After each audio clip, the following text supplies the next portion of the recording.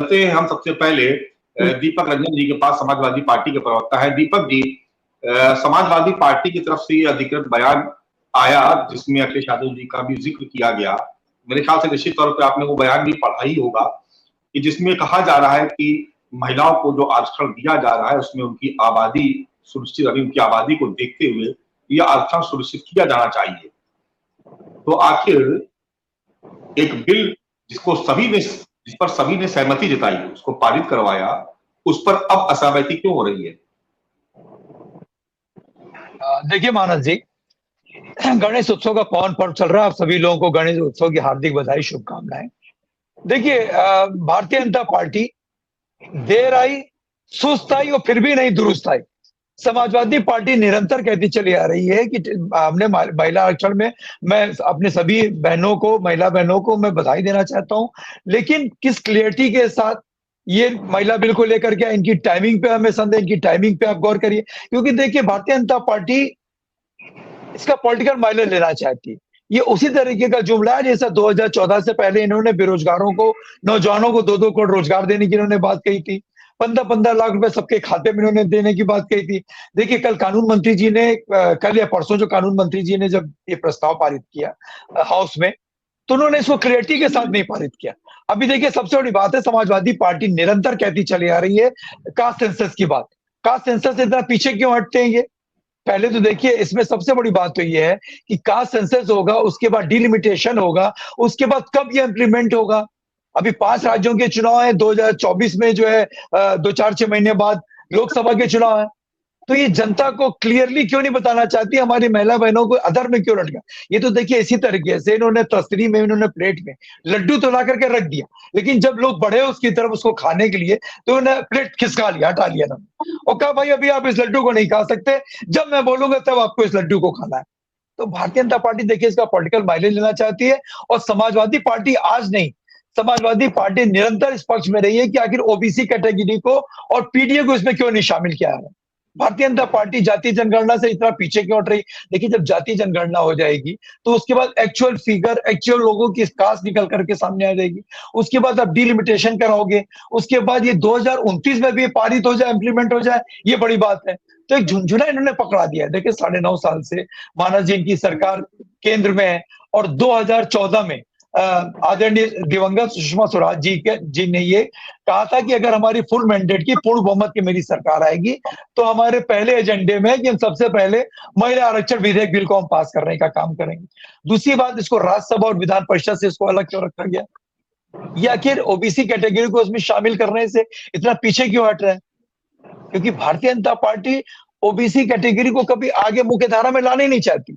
देखिए, समाजवादी पार्टी है, आप फूलन देवी का जीता जागता उदाहरण है। आदरणीय फूलन देवी जी जो अब इस दुनिया में नहीं है, वो एकदम आइसोलेटेड थी, किनारे पड़ी हुई थी। उनको मुख्य धारा से अगर मानस जी किसी ने जोड़ने का काम किया, तो समाजवादी पार्टी ने उनको मुख्य धारा से जोड़ने का काम किया। समाजवादी पार्टी ने उनको सांसद बनाया था। ऐसे ही हमारी बहन लीलावती कुशवाहा जी हैं फैजाबाद से, जो बहुत गरीब परिवार से, निम्न परिवार से आती हैं। उनको समाजवादी पार्टी के आदरणीय संस्थापक नेताजी ने जो है उनको एमएलसी बना करके उनको महिला सभा का प्रदेश अध्यक्ष बनाने का काम किया।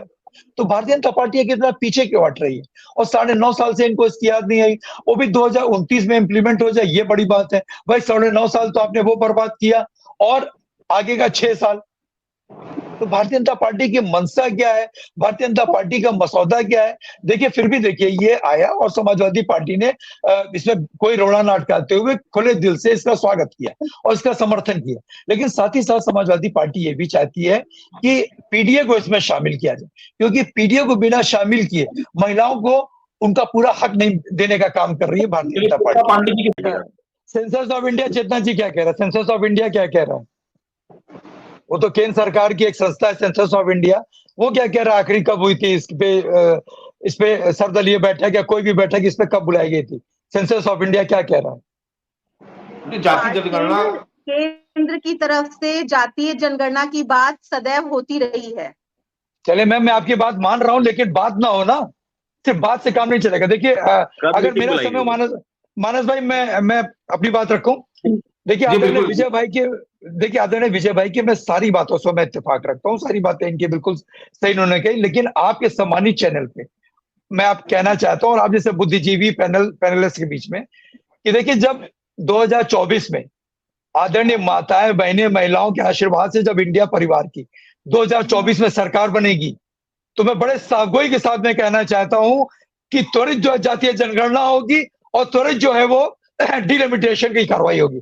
उसके तुरंत बाद जब हमारे पास इंडिया परिवार की अब सरकार बनेगी तो महिलाओं को उनका हक मिलेगा। देखिए मानस भाई, आरक्षण लागू उनके लिए होता है जो दलित, शोषित, वंचित, पिछड़े और गरीब लोग हैं। आपने पहले मतलब जो आपके साथी हैं 7 साल उन्होंने भी राज किया, आप भी उनके साथ केंद्र में सहयोगी रहे, तब आप महिलाओं को न्याय नहीं दिलवा पाए। वीडियो भेज सकती हूँ जो आप ही की पार्टी के एक महिला कार्यकर्ता का है, जो आप मैं दूसरी चीज आता हूँ, महिलाओं को जितना सम्मान देते हैं, आपके राष्ट्रीय अध्यक्ष क्या कहते थे कि लड़कों से गलती हो जाती है, लड़कों से गलती हो जाती है, ये आपके राष्ट्रीय अध्यक्ष के बोल थे। आजम खान जी क्या कहते हैं मंच पर चढ़ के? अभी आप वीडियो भाजपा नेता का दिखा रहे थे, आप मुझे जवाब दे दीजिए कि आप भागीदार थे, क्या किया महिलाओं के लिए? दिखाना चाहती हैं आप दिखाइए, आप दिखा दीजिए मैडम, दिखाइए। नहीं आप दिखाइए, किस महिला नेत्री का वीडियो दिखाना चाहती है? समाजवादी पार्टी के ऊपर एक मिनट आप दिखाइए, समाजवादी पार्टी के ऊपर किस महिला नेत्री ने आरोप लगाया, तो दिखाइए वीडियो। नहीं मैडम दिखाइए, दिखाइए वीडियो, दिखाइए मैडम, अरे दिखाइए ना मैडम, वीडियो दिखाइए। अरे ऐसे अनर्गल बातें करेंगी क्या? विधानसभा चुनाव ऐसे ही अनर्गल बातें करेंगी, ऐसे ही अनर्गल बातें करेंगी। वीडियो दिखा रही थी ना, दिखाइए, दिखाइए वीडियो। वो लीजिए, समाजवादी पार्टी के प्रवक्ता दिखा रहे हैं वीडियो, दिखाइए ना, आपको ऑफर कर रहे हैं, दिखाइए, हम तो आपको ऑफर कर रहे हैं, दिखाइए मैडम, दिखाइए। कब दिखाएंगी? कौन सी बात है, मतलब अनर्गल बात है? आपको ये पता नहीं जातिगत जनगणना की बात कब हुई थी, मीटिंग कब हुई थी, वीडियो आपके पास है नहीं, खाली बस आपको यहाँ पे झूठ पर होता है। दीपक रंजन जी, चेतना पांडे जी अकेली महिला स्टूडेंट हमारे साथ हैं, पूरा सम्मान है इनके लिए, पूरा सम्मान। देखिए हमको मानस भाई, रोहित भाई और उमाशंकर भाई ने कहा कि ना डाटा है ना बांटा है और जनता इनको कर रही टाटा है ये। और अभी हमारी बहन ने कहा कि देखिए ऐसा आरक्षण आता है दबे पिछले और शोषित वंचित लोगों के लिए, उनके लिए आरक्षण आता है। इसीलिए समाजवादी पार्टी निरंतर मांग कर रही है कि ओबीसी कैटेगरी को, पीडीए को इसमें शामिल किया जाए। वरना जिस तरह का आरक्षण आया है विजय भाई, वो आरक्षण जो है उसमें बड़े घराने और राज घराने के लोग ही इसका लाभ उठाएंगे, इसका फायदा उठाएंगे। विजय भाई की विजय माधवराव सिंधिया भी ओबीसी है, माधवराव सिंधिया भी जी ओबीसी है, ओबीसी। तो मैं